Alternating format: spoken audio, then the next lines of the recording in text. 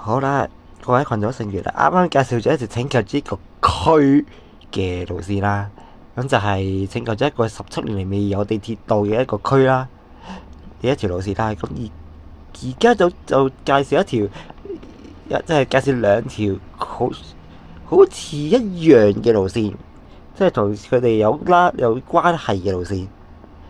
咁呢次兩條線就係上海地鐵3號線、4號線，其實係兩條線有啲關係嘅，係啦，因為佢哋有啲係共用嘅路段啦，有啲共用嘅車站啦，所以有啲嘢係一樣嘅，但係又有啲嘢有啲唔同嘅喎，係啦。我而家話俾大家知係點嘅情況啦。咁先介紹咗3號線先啦。咁上海地鐵3號線就係由上海南站，即係以前嘅新龍華火車站，即係江陽北路，咁就叫做明珠線嘅。咁呢條線有個特點就係全線都係架空同地面嘅，係除咗鐵力路站為地底站之外啊，因為3號線有部分車站同埋路段會同4號線共用嘅。好啦，跟住就4號線啦。咁4號線就係叫做明珠線2期啦，咁好明顯就係3號線嘅第2期部分啦。咁但係4號線係一條環線嚟嘅。咁嘅總站就喺宜山路嘅，咁同埋咧4號線有部分路都係同3號線共用嘅，係啦。咁3號線、4號線就係呢兩個關係啦。好啦，咁3號線同4號線嘅共用路段其實就係由虹橋路站啦，至到去寶山路站。呢一段3號線、4號線都係會行架空嘅，而且用嘅月台係一樣嘅。咁所以乘客上車之前要睇清楚，究竟係3號線嚟先定係4號線嚟先，定係如果你想搭4號線嘅，你就唔好上3號線嘅車，因為好易亂嘅。因為兩條線都係喺同一個站台上咧，所以你會好容易會上錯車嘅。所以麻煩上車之前睇清楚，你係想搭3號線定4號線啦。係啦。嗱，咁呢個就係3號線嘅路線圖啦，黃色嘅，你睇下都幾長嘅。4號線成個圈咁嘅，係嚟成個圈咁樣嘅。因為3號線、4號線有啲大多數啲站都一樣啦，咁所以佢揀咗兩個啫，揀咗兩個得意啲嘅。第一個就係4號線嘅總站宜山路，咁呢個就係4號線嘅總站啦。咁4號線有分內圈、外圈嘅。內圈就向內咁轉圈，即係向內咁走；外圈就向外咁走，即係一個順時針一個逆時針咁行。咁內圈同外圈都係以宜山路為起點嘅。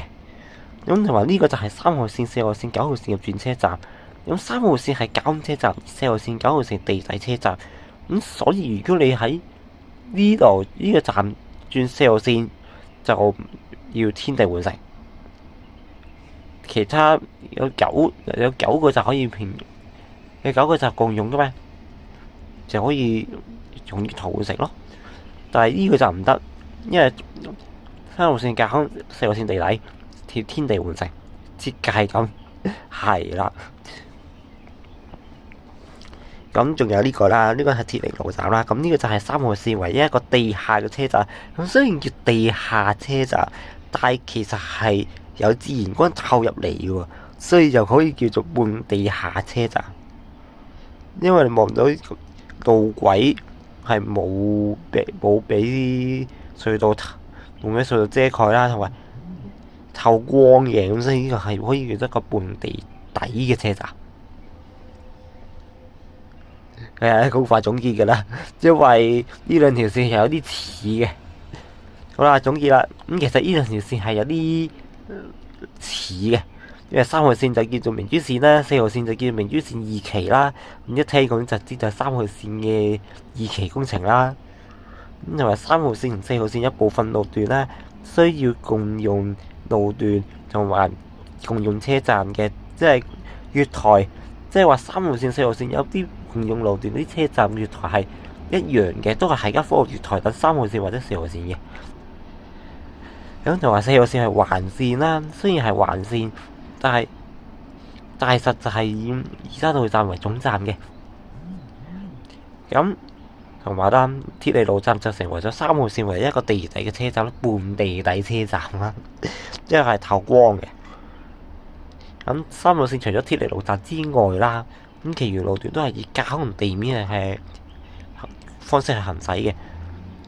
咁頭先話過啦，而家路站雖然可以做咗3號線，但係要天地換城，因為始終一個喺架空，一個喺地底，係啦，就係咁咯。